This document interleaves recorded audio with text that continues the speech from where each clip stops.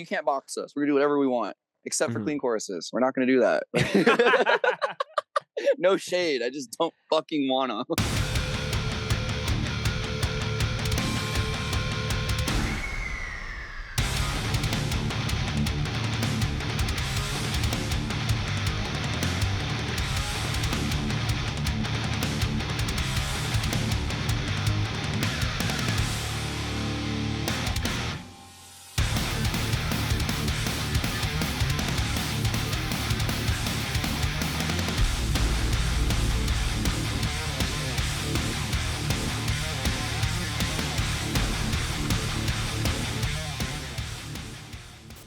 What is up, everyone? Thanks for tuning in. This is the Scoped Exposure podcast once again.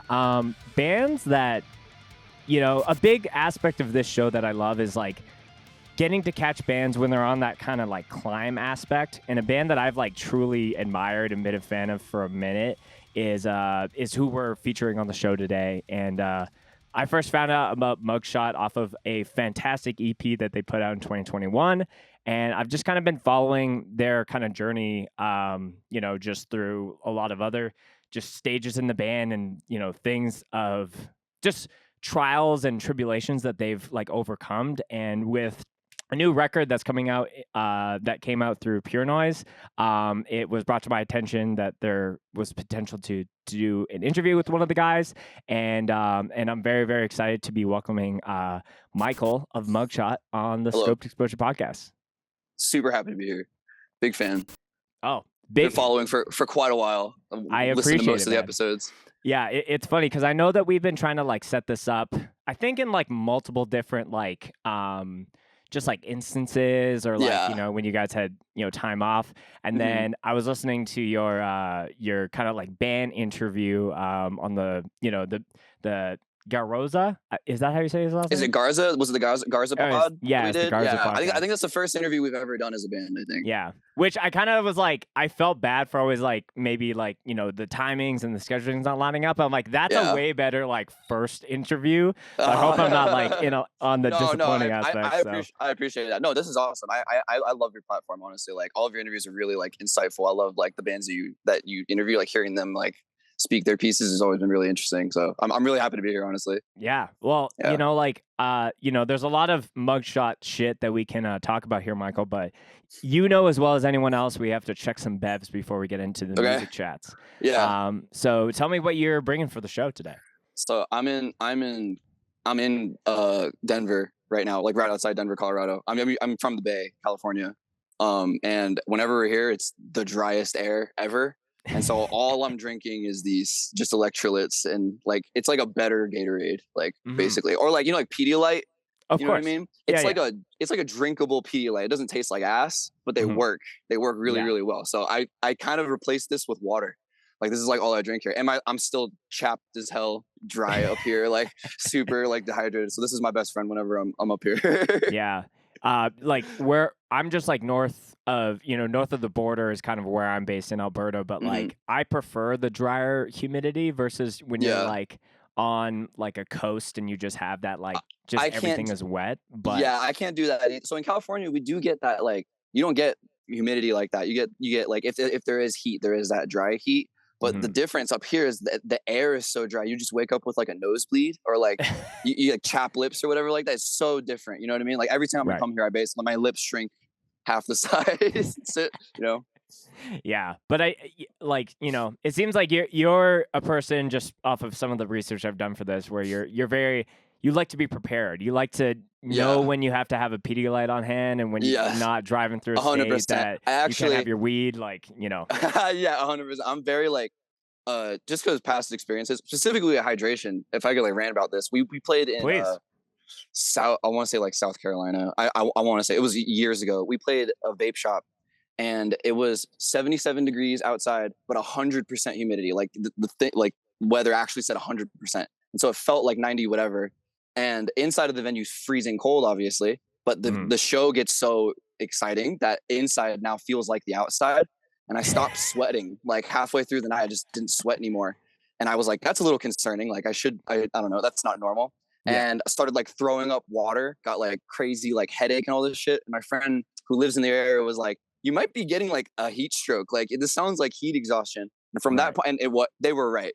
So we had to like regulate myself, and they were like, drink room temperature water, like get in like a normal temperature room. And the only thing around was a cookout, and cookouts are like fucking freezing year round, like the restaurant. And so I'm sitting in the bathroom, like puking water, drinking ice cold water, trying to like regulate my temperature. And ever since then, I'm just like, hydration is number one. Like I need to be hydrated. I need to understand how my body is all the time, because how demanding doing this shit is. You know what I mean? Absolutely. And yeah, like you're like, do you mind if I hit on some hydration for a second? Like this is literally there's no better podcast to be able to do that. Yeah. You need to stay on top on not just water, but like electrolytes and shit. You gotta replenish. You know what I mean? That's something I learned like just from touring, like from sweating everything you have every single day. It's like water doesn't cut it. You gotta like really take care of yourself. Yeah. Do you have like a specific, like whether it's Gatorade or Pedialyte or whatever, a light probably this flavor, but like a specific flavor that you're after? The blue raspberry, as like childishly sweet as it is, blue raspberry is fucking awesome. Blue raspberry is super. It tastes like an Otter Pop. Like when you get the blue Otter Pops and they'd melt, that's literally what a blue raspberry electrolyte tastes like. But it's like super hydrating. Like can't beat that. But yeah, that's probably my shit. I think my drummer would say the same thing. Like that's like our number one. Please sponsor us, electrolyte. It's pretty funny because I've said multiple times when people check different just like sparkling waters or seltzers, I always say like if your sparkling water company can't like get your lime flavor down, then something true. That's so legit. So wrong. That's the basis. That's kind of like flavor. That's the basis. But I feel like the blue raspberry is the basis for like electrolyte drinks. Like Gatorades and stuff like that. I totally feel that. I'm not an artificial cherry guy, and I'm not a fruit punch guy. I'm like when you ever get sick and it ruins a flavor for you. That's fruit punch and artificial cherry. I had like a Mountain Dew Code Red when I was like younger, and I had a fever or something. And now like whenever I like medicine, candy, whatever, I can't do cherry anymore. Shit like that. Yeah. But like cherry flavored like bubbly or any sparkling water is usually goated. Like cherry polar, really good. Dude, Connor should be here right now. The seltzer man is my drummer. Big sparkling water guy. Man. Yeah. Big topo guy. Well, I'm happy that I'm like on a similar bev like wavelength as you, and I've been wanting to drink this for a while because like I don't know how avidly you follow the show or people who are listening to this podcast specifically, but recently I was in Ontario for kind of the summer and then just moved back to Alberta, and in that process there was like some bevs that I found there that I kind of have been stocked up, and they kind of made its way over. I haven't seen it anywhere else, but so I'm gonna be drinking a glowberry. I can't even say the rest of this word, but it's one of the hydration Prime. drinks. I have yet to try Prime. Like I don't know if you're an energy drink connoisseur. Yeah, absolutely. I think that the energy drinks that they have are better. Like cause there is like sometimes on some of the flavors I've had of this, it's like too much coconut water. Yeah, so it's like a little too much. But I've never seen this before, and I feel like it's kind of I think when I got it at the time, it was right around Halloween, so I think it kind of has that like it's like a seasonal flavor like too. Oozy. When it comes to coconut water, I have tried Body Armor because I know that's like 10% coconut water or something like that, and I love that shit. I do love Body Armor. If I can't find these, I usually get a Body Armor. So maybe I'll try a Prime then. If you like, do you like Alani?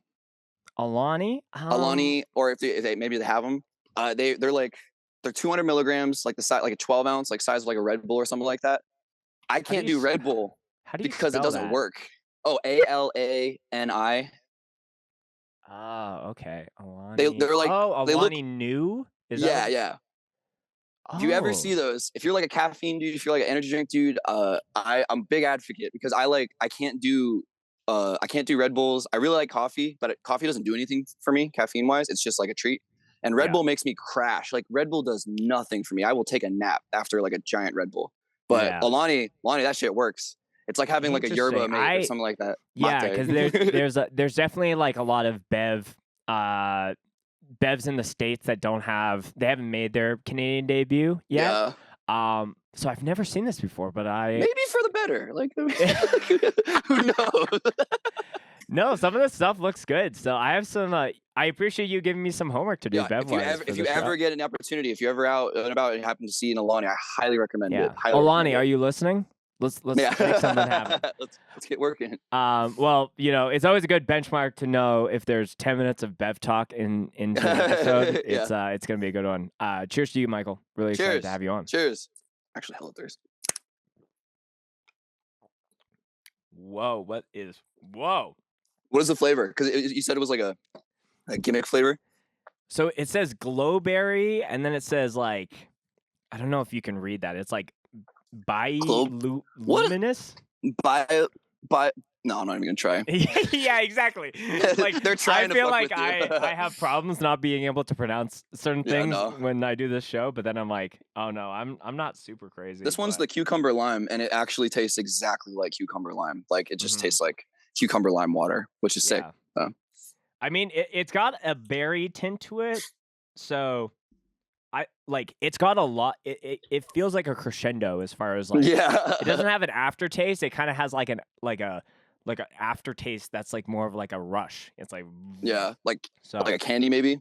Yeah, a little bit like that. So damn. Yeah. So Michael, again, I'm really vibing already for having you on, but for anyone who's like newer to our show, because we've had a couple people do like a repeat episode. I always like to get everyone's like very rough hardcore origin story to a degree. That was you listening to like straight up hardcore, or maybe it was like more metal. Talk to me about what put you on the path. My musical trajectory is really weird, and I know that it's weird, but I don't know, it's unique, and I love hearing. Actually, likewise, I love hearing how people like got into like heavy music and hardcore specifically. But I like growing up, I never had like a older friend really that like I'm the older brother. Like I have a little sister, and so I'm like the one showing them everything. I never really had like a cool family member that like liked all that stuff. So everything I found out was basically on my own. And when I hit middle school, high school, I had a friend who really, really fucked with everything under the sun. Like everything that was extreme under the sun. Like when you saw him, you're like, this is a deathcore kid for sure. But like had every terror shirt, like has like a bunch of H2O jerseys and stuff. Like he loved the whole spectrum, and he loved hardcore like deeply. But he was also like Tom skinny jeans dude, you know what I mean? So it was very me and him got along really because there was no preconceived you need to be this, you need to be that. He would just show me stuff, and it would just be cool, you know what I mean? And so that kind of introduced me, like he introduced me to local shows. He introduced me to like what hardcore was. And growing up, like I was always really into pop punk. Like that was just like the main thing I gravitated towards, just like fun music. And when I discovered heavier musics, like, or heavier genres, it was like metal was like fun for me, but it would get boring. Like the excitement would kind of wear off. And punk was really fun for me, but like I likewise, like the excitement would wear off. And so when I found hardcore, and it was like this middle ground of like, it's fast, and it's also got an attitude, and also it means something, like, and also, you know what I mean? Like, and you can do all these things with it because they're heavy bands.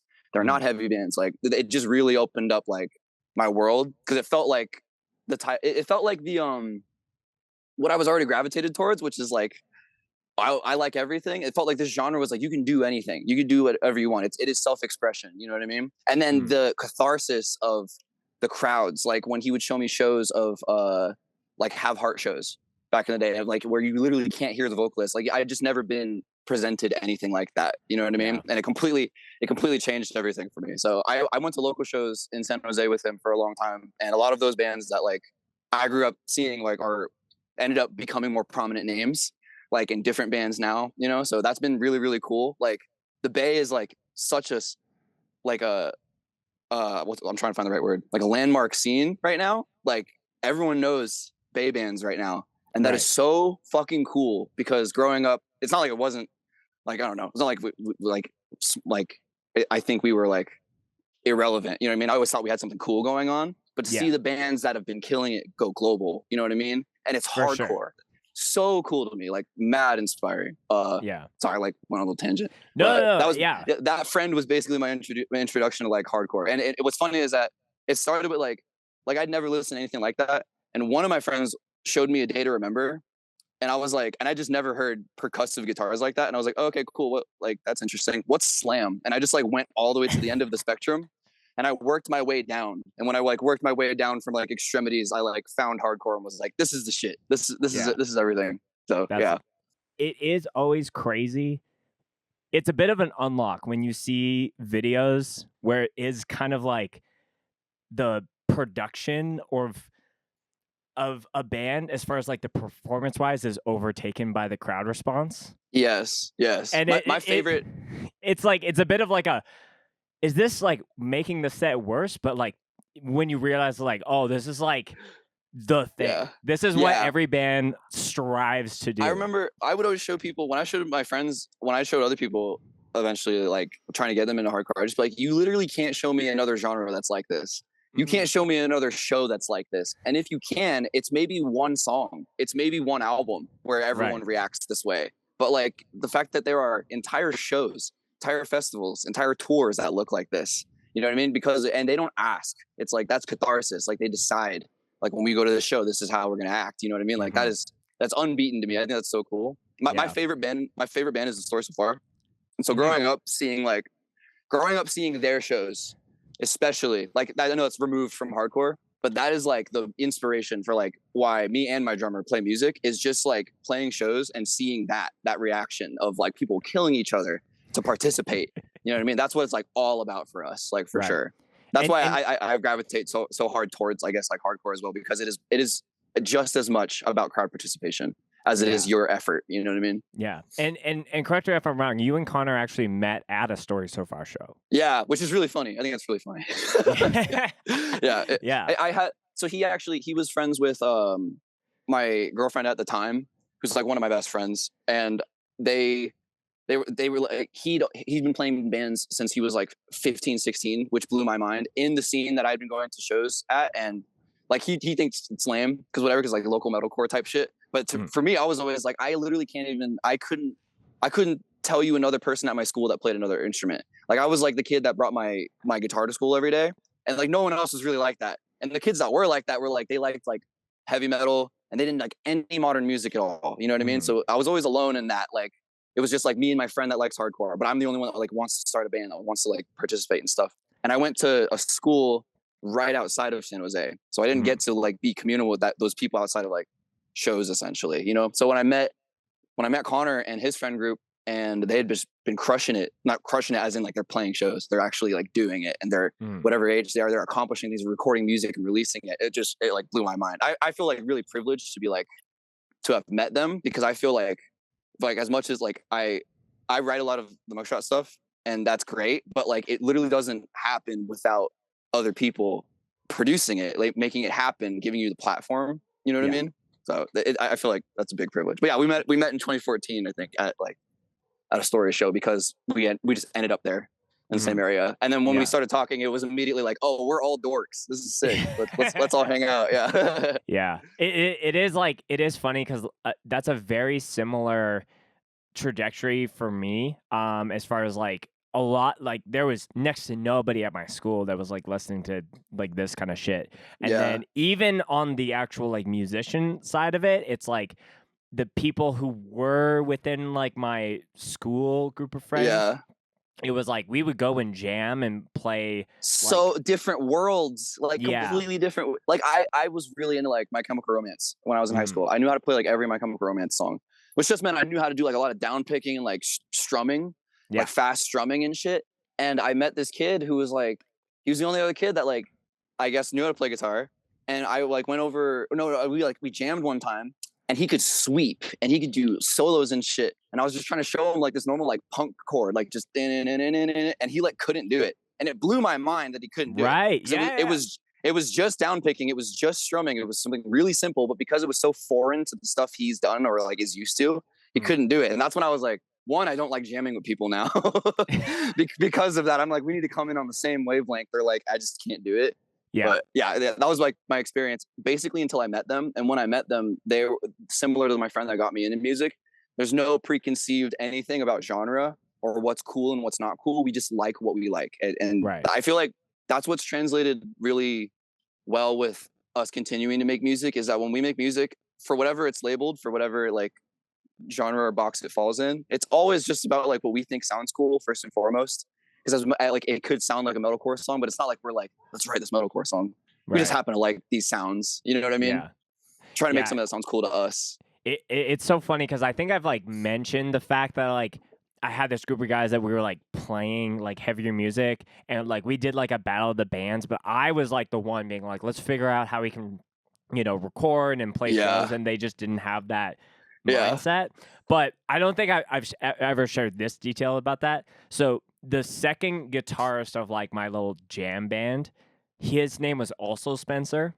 And but I was like, you know, I think I'm average height or averagely tall, so I'm like 6 foot on the nose, but he's like the shortest motherfucker that you can know. So it was very easy to tell us apart, but it was the exact same thing. I would like try to do kind of like a riff or like kind of some kind of like just breakdown, and then he would just do this crazy sweep, but like you couldn't meet in the middle. We couldn't meet in the middle. Yeah. So I totally feel that.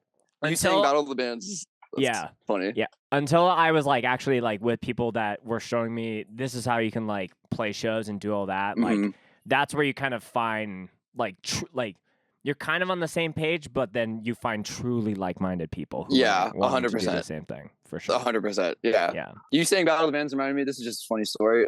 That same year, this was like my senior year or something like that. Someone asked me to like play in their Battle of the Bands because they knew that I play guitar, and they were like, okay, hey, we're gonna try to perform at this Battle of the Bands. Will you learn these songs for us? And I was like, sure. And the songs were Downfall of Us All and Second in Sebring. And I was like, I've never listened to Of Mice and Men once, but like I will learn this song just for you. And so I learned the songs, showed him that like couldn't like knew how to play them and shit.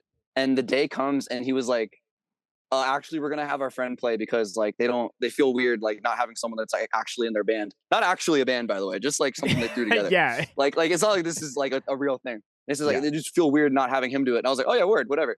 And so I'm like sitting there and like we're watching it, and what I didn't know and found out was that the guy that they wanted to do did not learn the songs. So he set up his amp, set up his guitar, and stood on the stage while his friends played Downfall of a Song, Second in Sebring. And it was like I was sitting there like joyous almost, like because of how funny everything. Like I couldn't stop laughing because I was like, I almost was me. Like I almost said that, but instead of me like playing it poorly, I get to watch you not play it at all.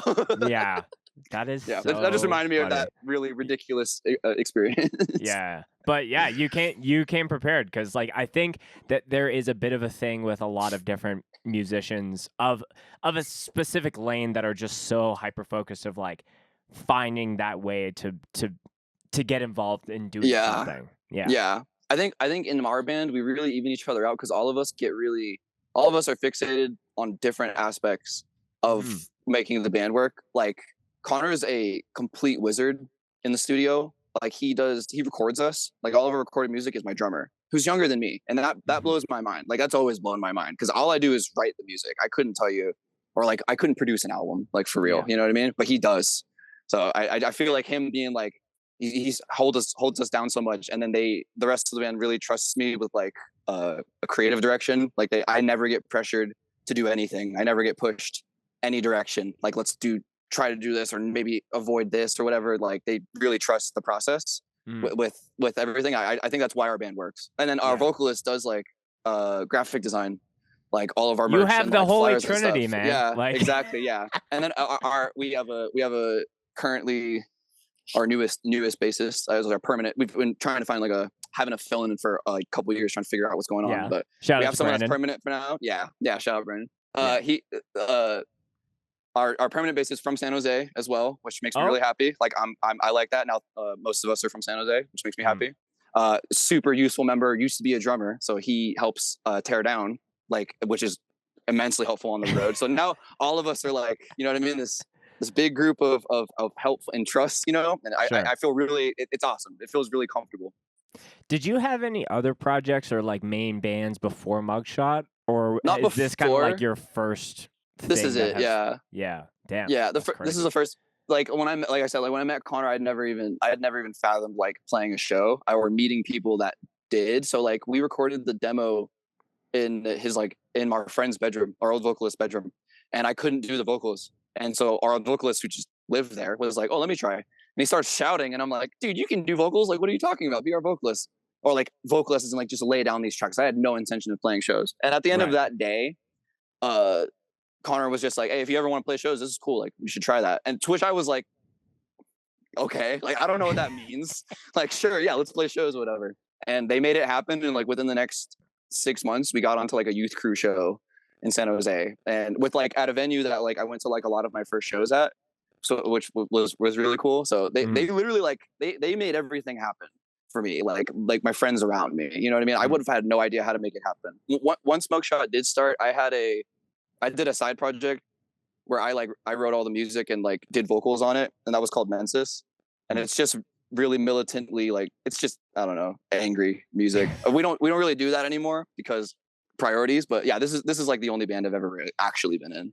That's very, very wild. And it is very, there's way more when things are laid out in the way of like, you know, having like someone who's kind of holding it down on the writing aspect, and then someone who's going to produce the whole thing, and then someone who's going to like market and put all like the artistic pieces together, like that.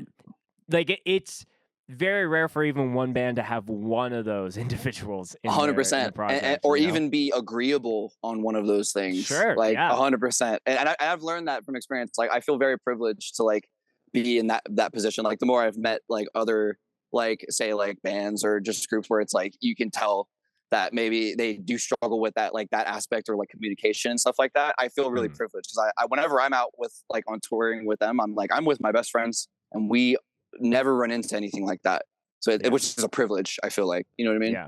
Yeah. Well, it sounds like you have a number of years, even just with Connor, just like to know like when someone is vibing with something, or you can be as open as you guys are when you're giving like, like I feel like we should go in a like we should try to minimize this and something I heard on the interview is you guys like had a bit of a shift where you were like, we need to only write for the live experience. 100%. Which is I consider it the Mind Force mindset, because that is a similar band who is like, Jay is so adamant, is like, if a part isn't like a mosh worthy part, like it could be a little cool little noodly part, but like you have to scrap it. And it sounds like you guys have the same approach. It's acknowledging that when you hear a band that is kicking your ass every second of the song, that they did that on purpose. Like there's effort. They put effort into making sure that like you are on your toes for every part of that song. You know what I mean?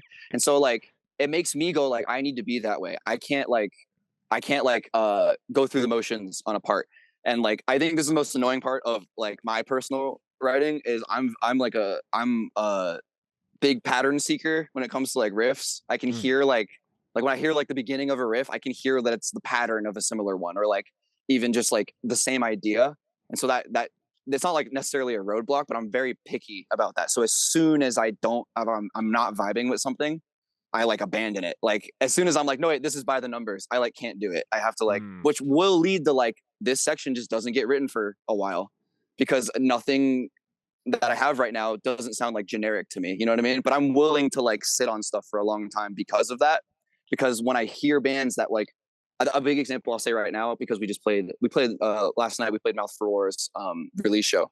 Yeah. And I told everyone in the band this. I do not listen to our corner of metalcore. I like don't listen to bands like us typically, like meaning MUGSHOT, like Mouth 4. I just typically don't. And it's not like I dislike, I just don't. I'm sure everyone in the genre is also that way. You know what I mean? But for sure. I told them I listen to their record all the fucking time because it is metalcore, but it's not by the numbers. Even if the song structures are like classic metalcore, every single moment is not wasted. It is constantly pummeling you and in your face. You know what I mean? And I feel like they have that same idea. Like if it doesn't translate live, if it doesn't actually sound good, not on a pair of speakers, like what's the point? If it doesn't get people moving, you know what I mean? That's like the most important part. And also years of like playing songs that suck live, like that's the biggest thing. I don't know. You don't hear a lot of bands admit that, but like I'll openly be like, there are so many songs that we are just like, no, we're never fucking playing that again because of how it feels, because of how it goes over, you know what I mean? Because we are so focused on accomplishing something else while we're up there, you know what I mean? So I feel like it's so important because the best bands are the ones that are like, that blow you away live, you know? Yeah. production or performance, whatever it is. When it comes to like songwriting, I feel that to my core where like there are definitely songs where I wrote and I'm like, I like how this sounds on recording, but like I dread to think about how absent just anyone give a fuck. How Yeah. absent the fucks were when we played these songs live. And maybe like Yeah. the one part had like a bit of a pop at the end, but like Yeah. I would rather play a hella old song if it's gonna have consistency through the whole song 100%. versus like, Yeah. oh, this one song has a big explosive Yeah. ending. It's a hard balance to find, especially because like we're not the type of band we're not the type of like rush the stage, steal the mic band. Like I'm literally just trying to impress you as if you've never heard us before. Because I always assume you've never heard of us before. I don't think Mugshot's like oh, I know that band. Like every show we play, I always assume like this is the first time you're hearing us. You know what I mean? Yeah. So I try to write the music in a way where it's like this would be attacking somebody. If you heard this live for the first time, that this would still be like you won't have to hear it on record to understand it. You know what I mean? That's why at least I try. But I feel like we do a solid job of that because the biggest compliment we get, and it sounds backhanded, and sometimes it is like, I don't know what I was expecting, but that was way better than whatever I was expecting, whatever. And I get that because I understand like metalcore album artwork and like big breakdowns and like panic chord. Like I get it. I totally get it. So it's a really good feeling when we do play like, it's like a hardcore show or whatever, or like just a really good show. And someone's like, I don't know, I'd never heard you guys, or like, I never actually listened to your music. That was awesome. That's like the best feeling. Because that means it did translate. It really did go over the way intended, you know? Yeah, and I feel like that's such an important way to look at it of like, not like, it's literally just humbling yourself to like, we are from the dirt and we could have fans here, but let's just play like we just like came out of the soil and we just like. And my favorite thing, the mentality of my favorite thing about hardcore, and this translates obviously to like punk as well, is like the reason it's a community is because you go to shows, become friends with those bands, you go play shows, those bands are stoked as fuck to see you up there, and that's communal. You know what I mean? So that's whenever there's like a new band and they're hella young, all these people care about them. Like, why? It's like because those motherfuckers been going to shows, bro. Because everyone knows who they are and they're happy as shit to see that. You know what I mean? Like that's what it's all about. I feel like, and so when I'm up there, I'm always like, it's never like, yeah, we're a pure noise band and we're about to rip this gig. Like, no, it's like, I love this stuff just as much as you. I love these shows just as much as you. I'm trying to play something that if I were in your position, I'd go, oh shit. Like I'm trying to do the exact same thing because it isn't any different. We're the same people. Like I try to like appreciate that. You know what I mean? For sure. So I want to first talk about the initial thing that that put you guys on my radar, which was Empty Heaven. It was crazy to me to hear that you guys sat on that for over a year. Yeah, that was a lot of the songs. So I have demos of like our most popular song, the one Ego Dystonic. That's like our most played song. I have demos of that song from 2016, I think. Like as soon as our like full length demo dropped, and the one that we waited like 5 years to like release something else. Is because I was writing those songs like for that whole time, and it was because I was constantly in crisis. Like I said, I'll sit on an idea as long as I need to until I'm uncomfortable with it. And they're like, I have so many revisions of those songs. I have so many different versions of those songs.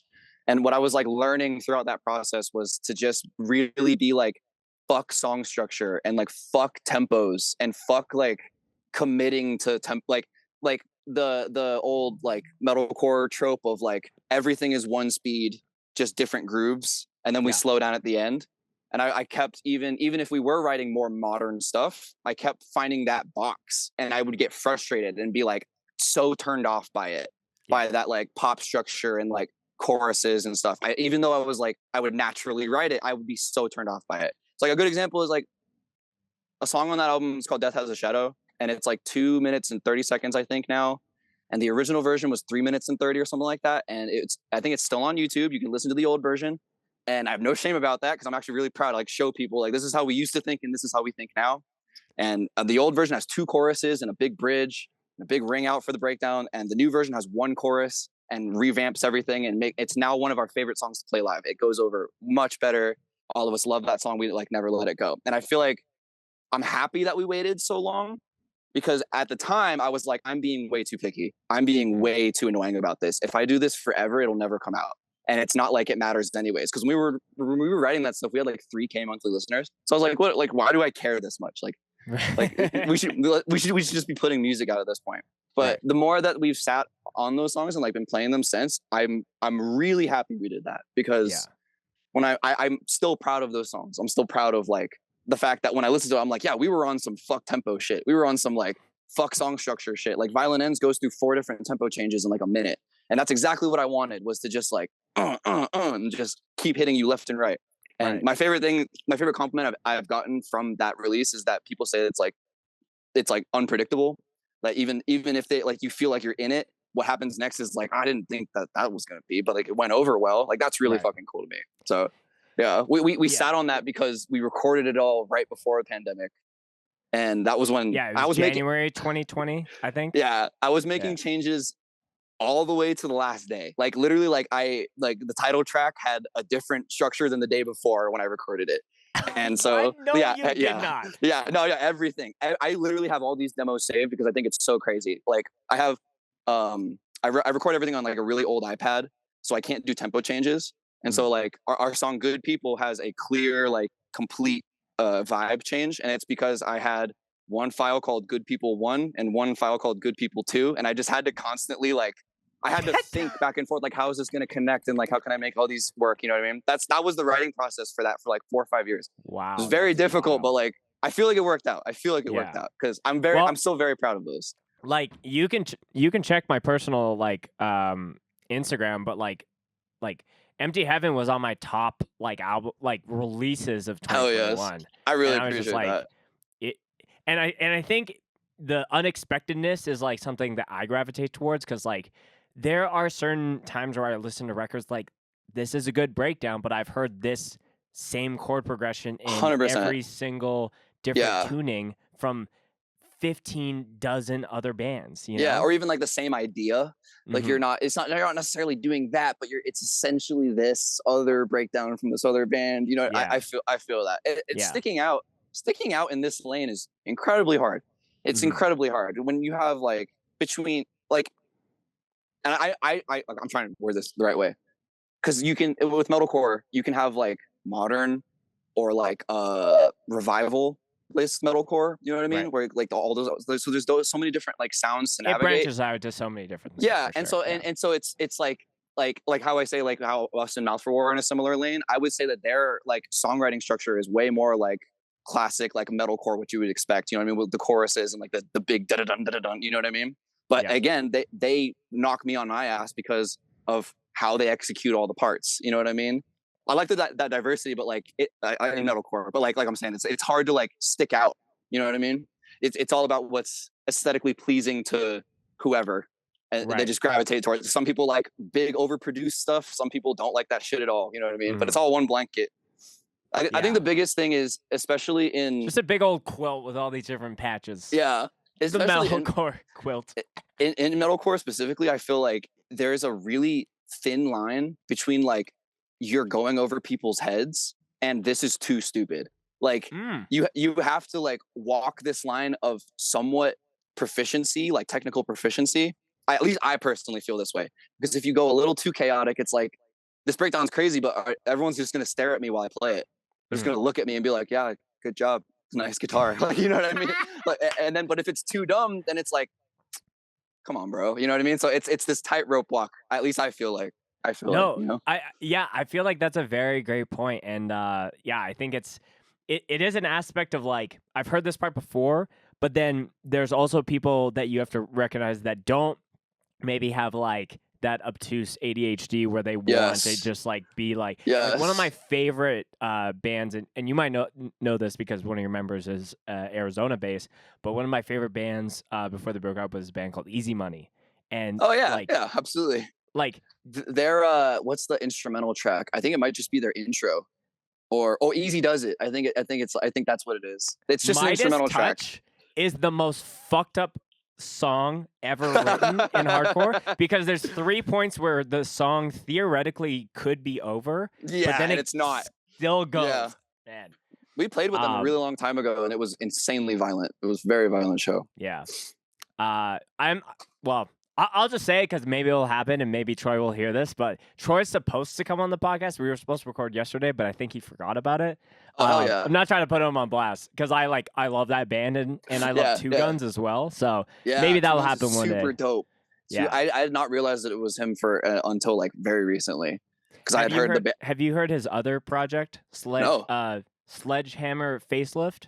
Oh, he's also doing vocals. I had no idea. Dude, no. That's a fucking awesome project and a half. That's the one with the Flooded Again. Is that where it's like God looking at like the earth and the album's called Flooded Again or something? That's one of the best album cover title combinations ever. Yes. I think the best album title cover combination is Webbed Wing. What's So Fucking Funny? With the clown with the knife. That is the most perfect. Like, I want to buy that vinyl for everybody I know. And just to be like, look at this, isn't that awesome? You know what I mean? The name is just so fucking good. Yeah. So you brought up the Pure Noise signing, which I think is like when I saw that, I was like, that's a very cool acquisition for them. Because absolutely, I felt like, you know, and it's still, I think this is your mindset still, is like, I think you guys are a little underestimated when it comes to like bands from California specifically. So when I saw Pure Noise scooping you guys up, I was like, you know, it's a constant reminder to me. It's like, you know, your band might not be for everyone, but you doing your thing might catch the attention of the right people, right? And you can't be hung up on the fact that it's not for everyone. You can't be. You know what I mean? You literally can't be jaded about that shit, because I always like my biggest thing about like just never stop doing music. Like my mentality of like why you should just always keep going as long as you have something going for you. Like and I mean going for you as in like you have a band that knows how to play. Like as long just keep fucking going. My biggest example would always be like, no shade, but like when I was in high school, I'd always be like Emir, because I never fucking dug Emir. I couldn't get it. I never understood it. But I'd be like, you have 6 merch stores online. You kill tours. Like you have like people buy and give you money and they go to your shows. Like people love you. Right. And that, it sounds fucked up, but that always translated to me as like, well, just keep going. Like someone out there will find your shit and go, I've never heard anything like this. And they'll love it. You know what I mean? Like just keep that grind. You know what I mean? Yeah. It's crazy when a band can just like, kind of just keep on continuing.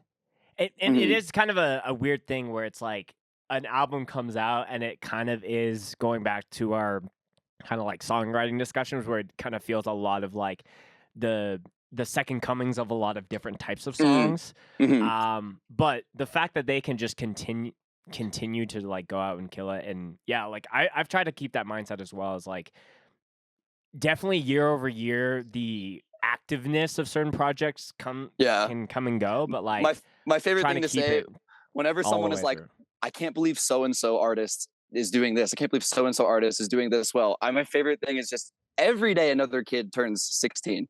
Every single day another kid turns 16 and goes, what is that? And then like it's the first thing they've ever heard that's like that. Like you can't, it's always there. Discovery is always happening, you know? Yeah. But when it comes to like us being kind of like under the radar, like I just attribute, like, if I'm being honest, in my personal experience, I would love to be proven wrong.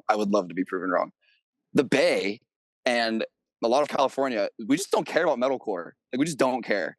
I couldn't really name in the last like decade like a prominent, like all of us are all behind this and it's metalcore. You know what I mean? Yeah. I literally couldn't. There's definitely a lot of like metallic hardcore, but not hardcore. Not we've got flavors. We've got flavors and flavors of hardcore. I love our brand of hardcore more than most because of the fact that like when there was like a big 3 of like Hands of God and Gulch and Drain, my favorite thing would just like when I talk about those bands to people, it'd be like all 3 of them are hardcore bands. All 3 of them have different things going for them. Hands of God has straight up death metal riffs. Fucking Gulch has like a black metal tint. Like Drain is a thrash crossover band. All hardcore, all completely different flavors. Like super, and that was always mad inspiring to me. The fact that it was just that different flavor, and I've always tried to take that as just like, well, we like metalcore. Let's just do like this is our thing. And if we could be, I always say this, if we could be the band on the hardcore bill where they're like, I don't usually like metalcore, but you guys were cool, and vice versa. that's usually the case. Like if we are on a metalcore bill, we get called the hardcore band because we have more two steps. And then if we are on a hardcore bill, we get called the metalcore band because we have panic chords. Mm-hmm. And I actually like that. I appreciate that, you know? I feel like where we're from, it just doesn't go over like that. And it could be because, I don't know, bills don't get curated around that type of that music. But I personally just never felt like there was like a scene for like metalcore. You know what I mean? And I'm not complaining about it. I just feel like that's just how it is. You know what I mean? Yeah. But I feel like sometimes that does work in your favor where it's like because from where I'm based, a lot of the stuff where I'm from is like either metalcore or metallic hardcore. So like I've noticed that in some scenes. Like they really fucking care about like actual metalcore bands, whether it's like revival stuff, 2010 stuff, or like new stuff. They really care and hold it down. And I think that's why that inspired us to tour, because when we left California and we saw how well we would do in like Arizona and Texas and like Utah and stuff, like just right out of the state, and I think it did validate. It's like, oh, we just don't really have like a platform for this kind of music. You know what I mean? Yeah. But I think that there's a bit of like I think it's there's two things that are on my mind here. The first is like when you're the only band of a certain subgenre of heavy music of the local scene, I feel like that works in your favor because it's not like, oh, I'm just going to another night where I've seen this band. Less oversaturation, like, for sure. Yeah. So it's like at least I can act a little like foolish or a little bit. I can mosh a little differently for a band like that. I think that also works in your favor. 100%. But I think it's also just maybe this is maybe a bit of an ego thing. But I think selfishly, it's wild when like you can kind of like continue to exist, and then it kind of comes around where all your local and hometown stuff where you didn't have the, I guess, not the initial love, but like the overwhelming love. It kind of like comes as like the validation, unintended tsunami, you know, kind of back around.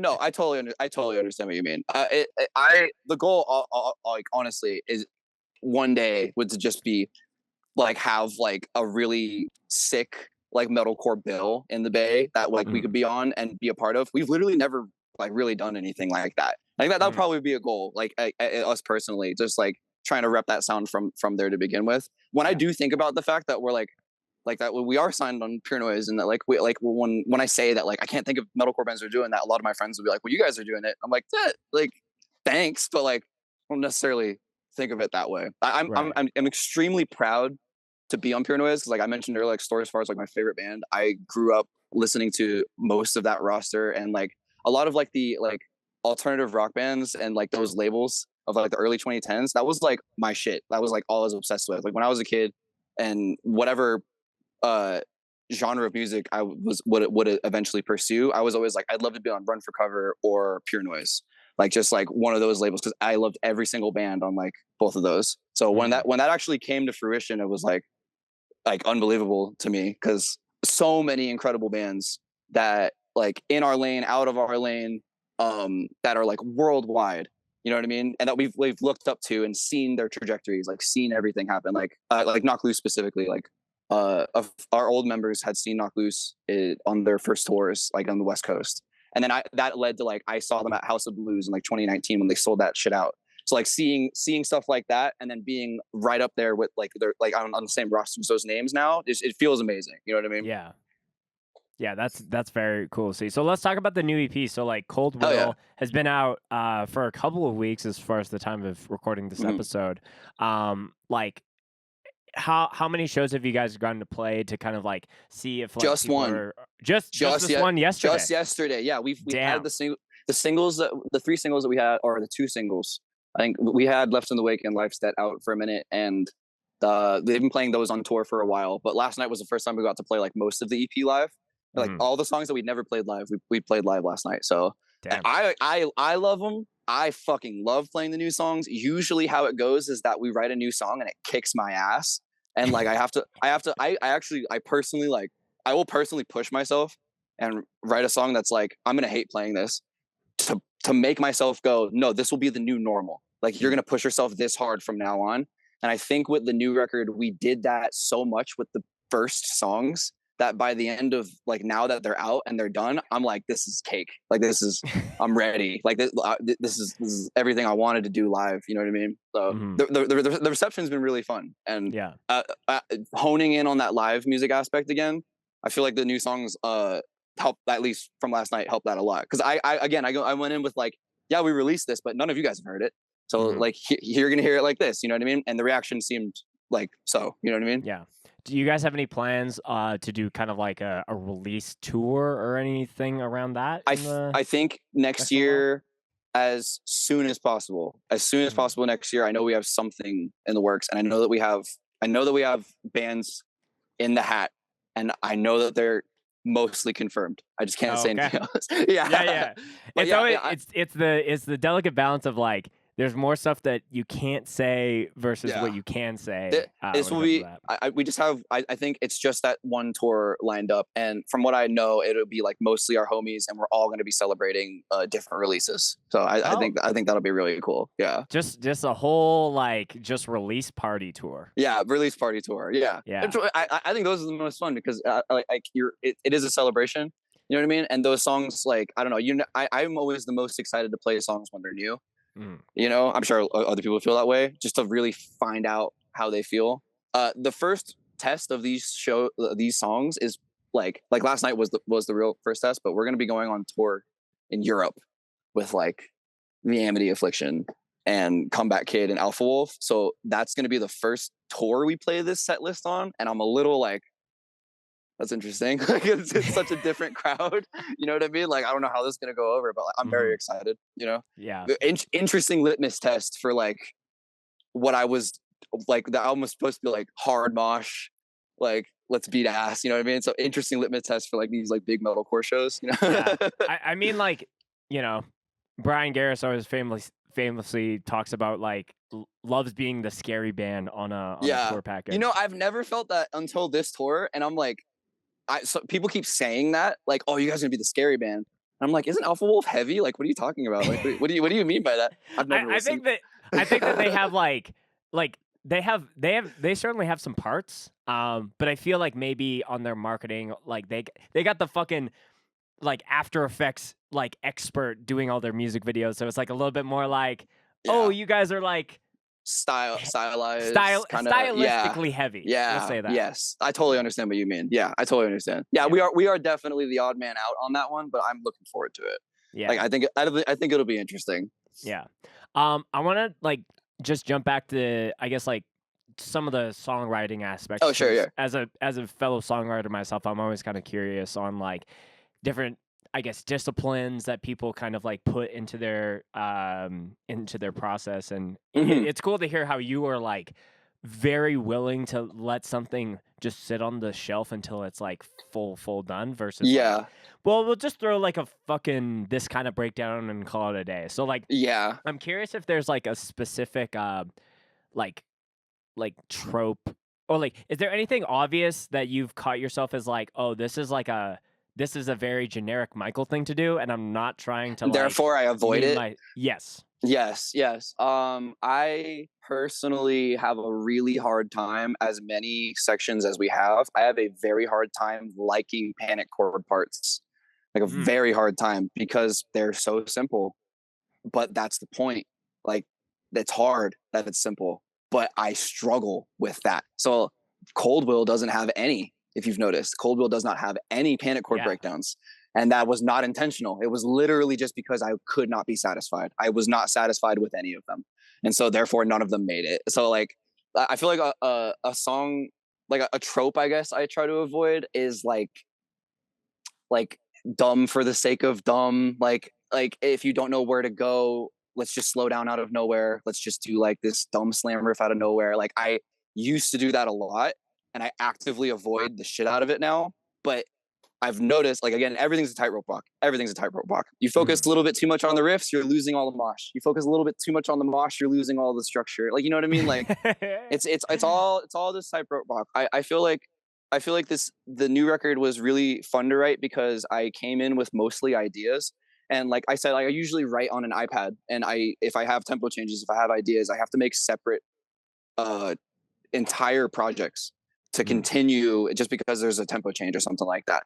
And so I've kind of let that go, and I will now just like have ideas. I like this riff, I like this structure, and I go in with like this sounds funny because it's so abstract. I go in with like a band that like madly inspires me, but I don't try to rip them off. I just try to be inspired, if that makes sense. Like, no, I got you. You ever watch a guitar player that's like a billion times better than you, and you're like, I'm never playing this shit, but I watch this every day so that like, because it's like, God, I want to get better at guitar. Like, I'm never gonna be that good, but like, that's basically what it is. It's like bands like that do that for me, or like specifically is like Pig Destroyer. I talk about them a lot. Their style of like, fuck you, this is the coolest riff ever, and then they just take it away from you. Like, I just think that's really cool, and I kind of want to flip that and be like, all of the crazy parts that they have where it's like, why didn't they play this riff for 2 minutes? That's what we're gonna do. We're gonna play that riff for 2 minutes. You know what I mean? That's what I'm trying to like lean more into, which has in turn made it so that like I feel like so a lot of the new songs are like faster, keep like a more consistent fast pace. We don't really slow down into like crazy slow breakdowns. Like on Empty Heaven, there are several moments where it just slows all the way down. It's a beat down riff. Like, yeah, you know what's supposed to happen. We don't really do that anymore. And that all of that is like kind of intentional. You know what I mean? Trying to like, I guess, give different flavors to the live aspect and not corner ourselves to be like, oh, everything is the same payoff. You guys all just like, you just slow down every single time and this and that, you know? Is that like, I guess, how you guys are kind of like moving in that direction? Is that like we're moving in this like linear direction, or is that going to be more of like a pendulum swing where like we might come back around to...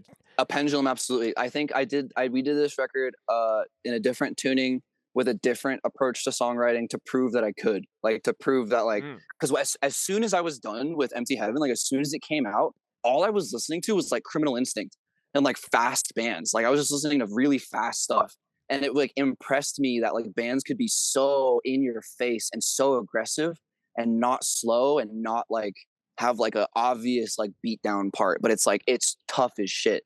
And that really inspired, and I don't think our new music sounds like that at all, you know what I mean? But it definitely inspired me to like pick up the pace and be more like in your face. And now that we've proven that we can do that, I really, like I've said, like I really like the whole walking the line of hardcore and metalcore. It makes me feel like, well, if we just released a full metalcore EP, well, that's why I consider like Empty Heaven. That's like undeniably a metalcore EP. And if you listen to the new EP, which I would consider like a bit more on the hardcore side, at least riff wise and song structure wise, that's, I personally feel that way.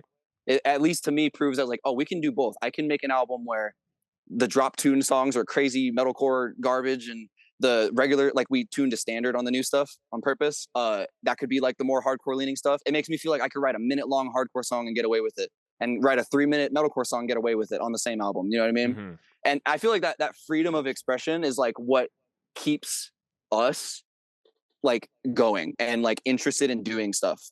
Because we don't want to make the same record twice. Like as soon as we're done with the first one, we want to make something different, you know? Yeah. So yeah. I think I like the idea of kind of like staying.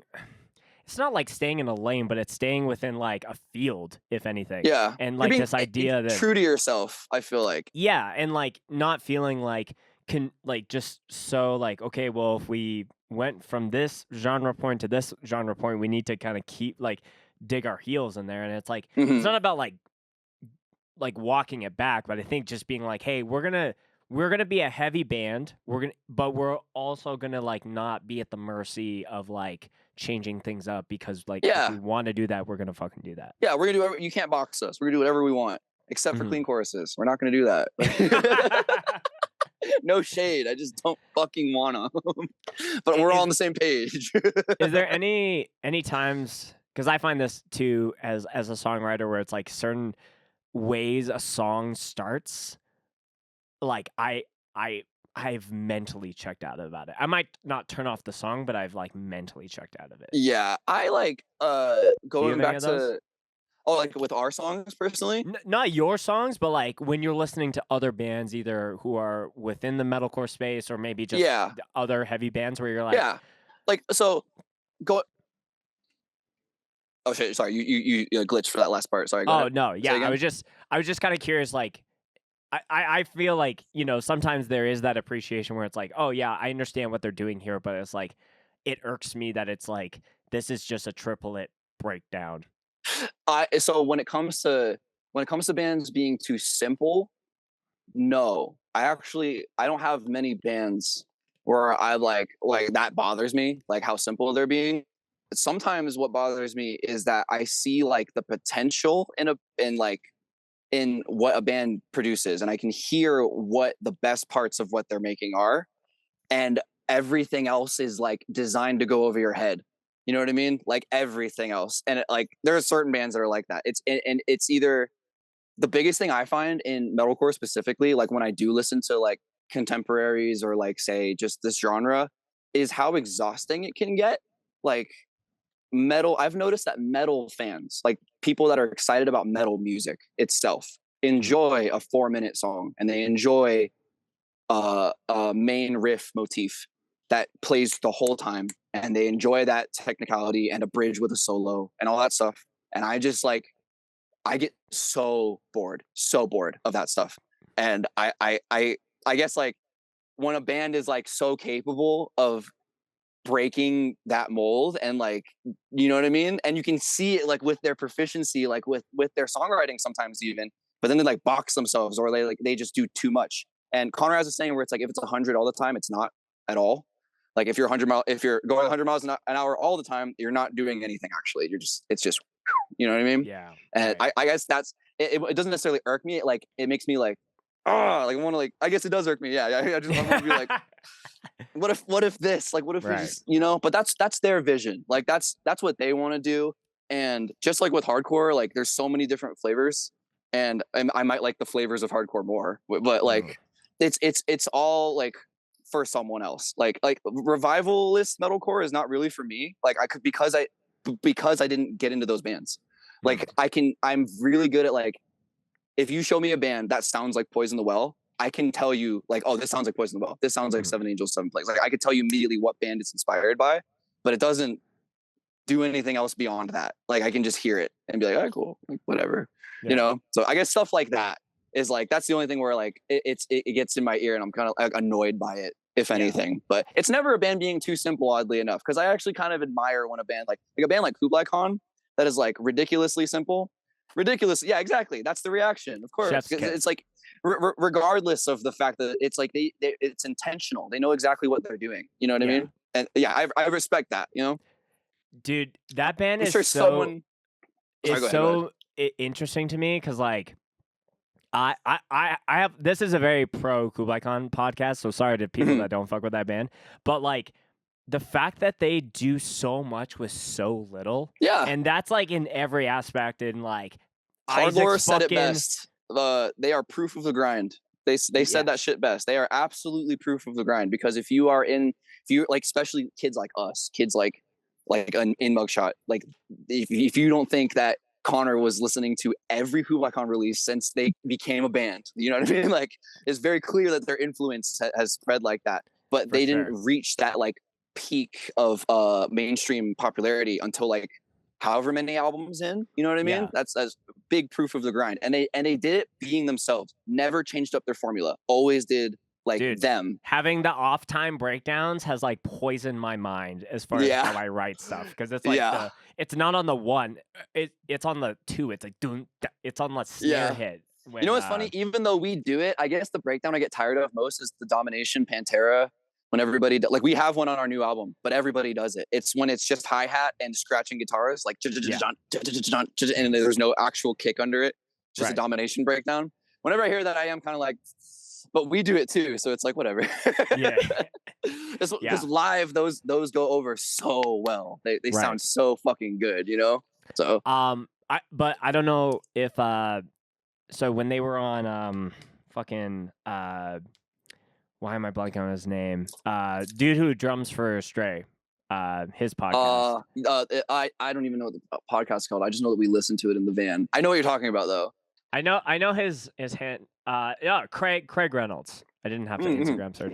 So Isaac and Matt were on his podcast, and they were talking about every release that they come with less and less ideas. And everything that they do in the studio is just like on the fly, and for some reason that works. Like they said, I think Absolute, they had like less than half of the album written. When I heard Absolute which for is the first so time, stupid. When I heard that bass breakdown where it's just bass, I was like, that was an accident, and they kept it. There's literally no way. There's literally no way that like they just pressed it and the Like- bass was the only thing that played, and they were like, wait a second, that's hard. Like, there's no way that's not what happened, right? That's funny you say that because like it is. I've been trying to do a KubanCon episode for forever, and this is maybe pulling the curtain back a little bit, but like the person that I'm in contact who's like kind of like a PR connect to them. It's just because Matt is like so not technical. Like he has no tech. Yeah. He is a flip phone guy. He lives in Florida. He does his thing, and so like he can really only do it when it's like in person and doing. Yeah. Like, but like I have been like, is there any way someone else can do the Zoom for him? Yeah. Like, there's actually not. Crazy. That's so crazy. If it's not about if, it's when I get to interview him, I'm gonna have to ask him about that bass breakdown because that I would love to know. That's my so theory. Confident because everyone's been in that situation of studio magic when something just happens and you're just like, wait, I didn't see it that way, but I do now. You know what I mean? Yeah. I feel like everybody's been in that situation. When I heard that, I was like, that has to be the case. It has to be. Do you know the band Sledge from Oklahoma? Absolutely. Shout out them. They had a moment on not this past release, but the. Are you talking about the EP. guitar shit? The fucking the guitar, dude. Oh, we listened to that the other day. We listened to that literally the other day because of how sick and like inspirational like that is. Like that we I can name I'm not going to. I can name a band that like wrote a part because of that. Like 100% because of that Sledge riff. They were like, wait a second, riff, if you want to call it that. You know what I mean? Like, yeah, everybody go listen. I don't know what that song is called. Go listen to Sledge OKC. Listen to the song where they have a fucked up distorted guitar on loop. Yeah. And it turns into the sickest groove you've ever heard. That shit is awesome. I'll pull That's it up. that type of out of the box shit that like you never forget. You know what I mean? I love that. I think you can hear the horns start to blow off of A Pitch Black Night Without Headlights. Everybody listen to that shit. It is fucking the whole last stretch of that song. I gave Colton shit because I played a fest that he was playing in Canada for the first time, and because they used to do it where they'll play the fucking like the drums come in, and they kind of like skipped some of that, and I was like, guys, that's the best part of it. You don't even understand. Come on. Yeah. Is there anything outside of music that influences your songwriting? And the reason I ask is because I know that you're a pretty big nerd on some things. And I've written shit that I've like played a video game and I hear something and it's like caused the whole song to go off. This is mildly embarrassing. I like the project that I was talking about. It was called Mensis. Mensis is just the name of the Nightmare of Mensis from Bloodborne. And I'm a huge Souls guy. Love Souls stuff. Any FromSoft games. I'm big Souls guy. Just love all of them. And Bloodborne is like probably like my favorite game ever. And I like was so inspired by just like mostly like the world, but like just how all the imagery was in Bloodborne. Like the fact that they would just like talking about having like eyes inside your skull and stuff like that. And it made me want to like write songs where like that's what you're talking about. And that's how that shit started. But it eventually just turned into like, I'm just going to talk about things I hate. Like this is just going to be militants. Like I'm just talking about like fury, you know what I mean? And it'll just be the Bloodborne influence would just be the fact that it's really chaotic and that I have like a Bloodborne sample or whatever. That's the closest I ever got to actually like having something that's like fully inspired by like a video game that is literally like based off of that.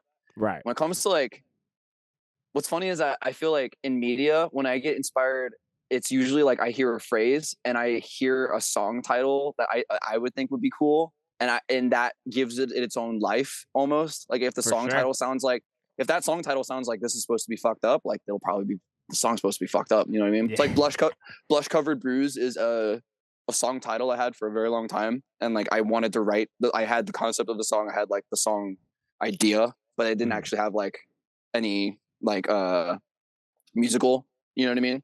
Accompaniment. And so when we actually wrote the song, it ended up being as like fast and like in your face as it was. I felt like it took its own life. Like it took on a life of its own. Like it felt like oh, like that's what this song sounds like. The fact that that's what the name is, you know what I mean? It all just lends itself to it. So I get inspired by like phrases, like simple phrases and stuff like that. Like, oh yeah.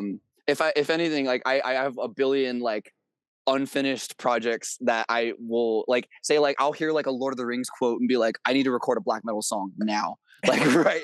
You know what I mean? Like I get that stuff all the fucking time. Like just that, those little spurs of inspiration, you know? Sure. Yeah. I think it's also just, it's the natural, I guess, thing in the back of your mind when you're watching a movie and then you just hear some kind of it happens with me where I'm watching a show or a movie and I'm like, I've heard that before. And then I'm like, oh, that's a sample off of this song. Yes. Or like, or if it's, you jot it down like, yo, this TV show, this episode at this time says some 100%. As soon as they say this, that's like a.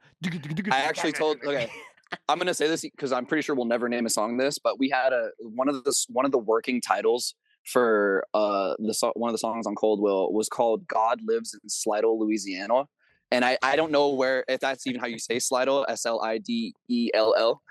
And it's because of a live PD episode which is like a cops type show. And it's this guy gets fucking, I encourage everyone to look this up. Just look up, you look up Slidell, Louisiana, and this will be the first thing that comes up. It's a live PD episode. It's like a 5-minute clip. Slidell. And it'll say like Slidell live PD. Like that'll be like the first suggestion probably. Okay.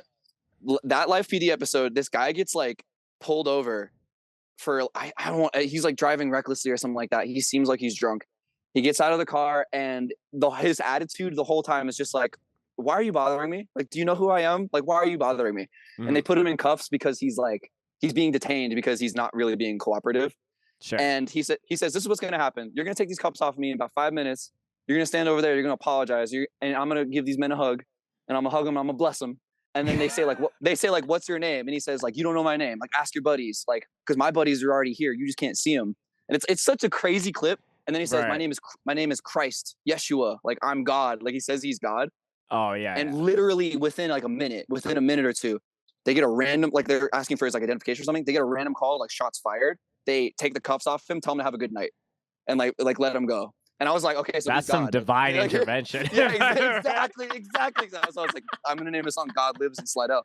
But that alone made me go like, I'm gonna write a song where you're like that. There's just schizophrenia in a song. So I think the song became.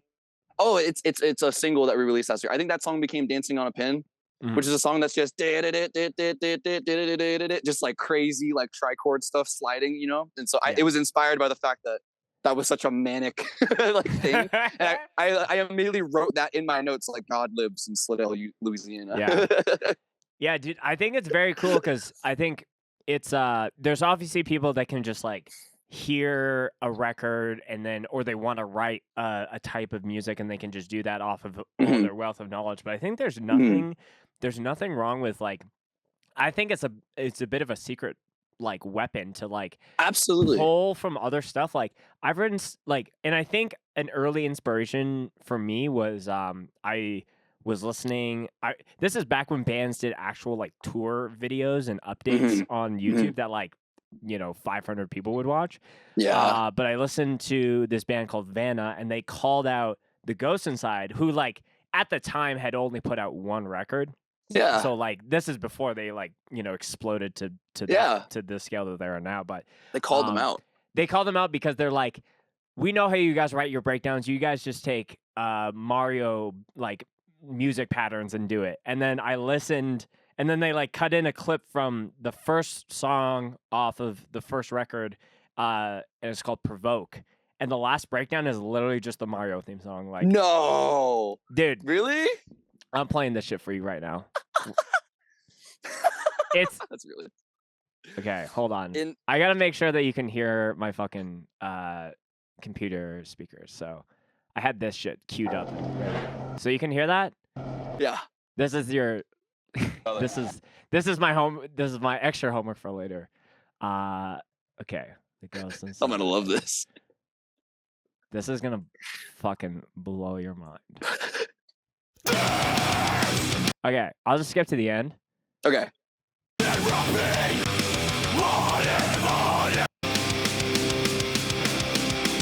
Alright, here it comes.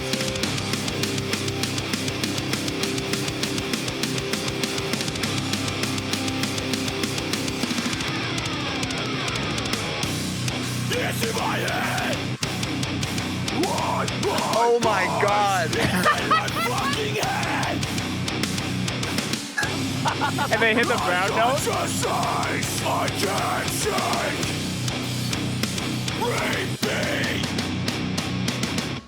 Okay, I have to spill this then. I feel like if you hear this song, you'll immediately recognize it, but I can't hate on that because on our first full length, we have a song called Rage.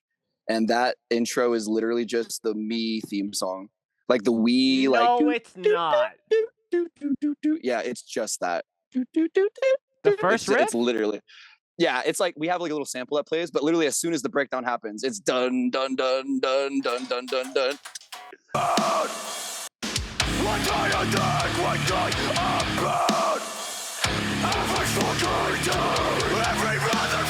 It's still funny to me.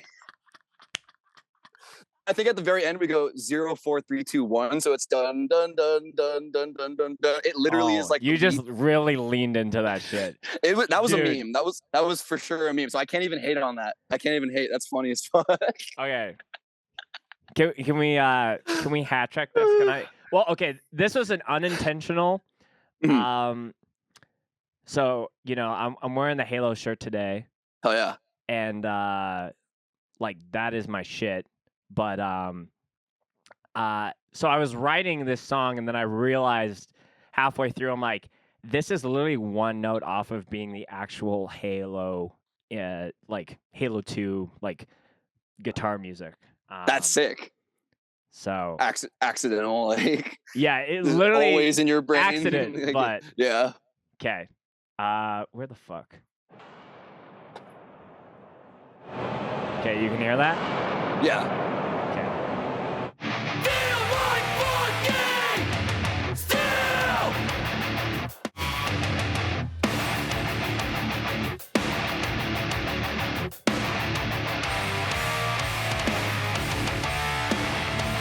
Oh, are you saying the Halo 2 theme? I feel you. So it's the da da da da da da da. Yeah. I think you can hear it a little bit. Yeah. This part you can hear is like.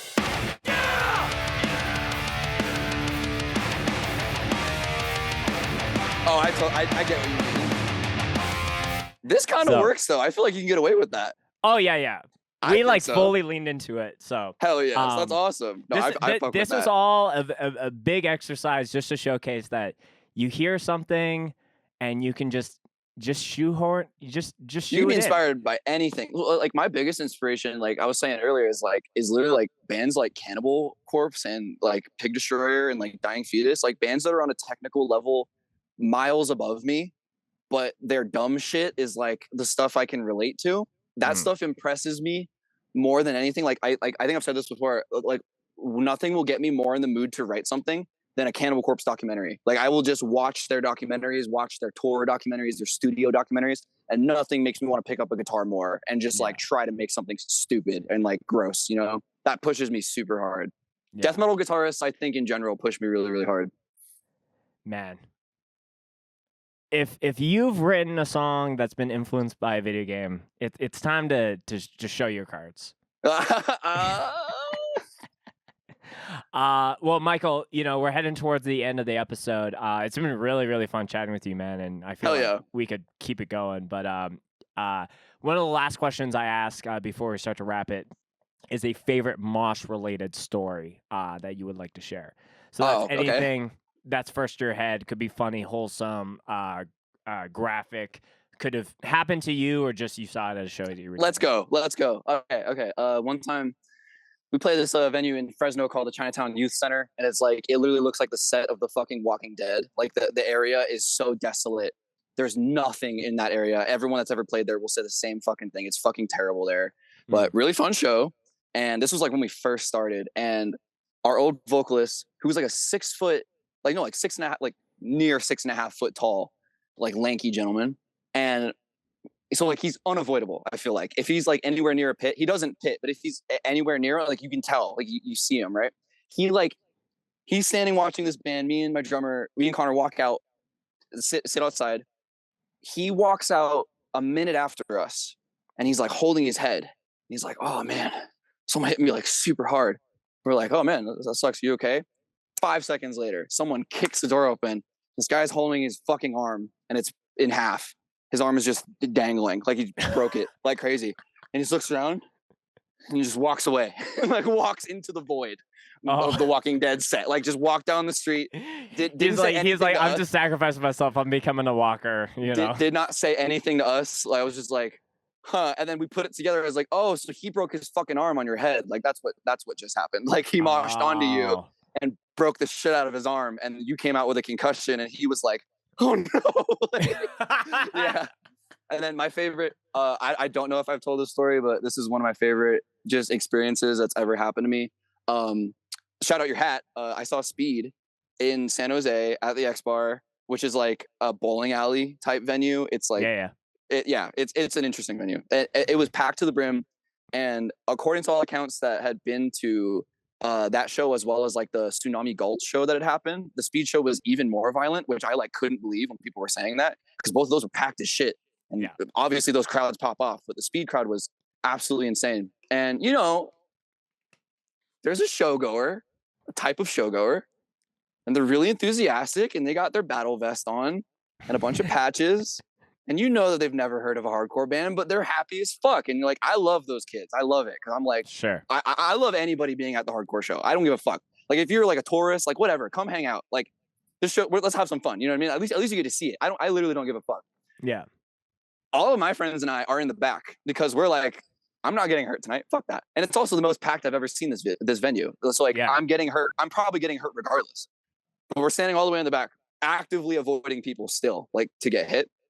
And this kid in front of me has like a battle vest on. He turns around. He like makes eye contact with me. He's like, and I just go, "What? Hi, like, what's up?"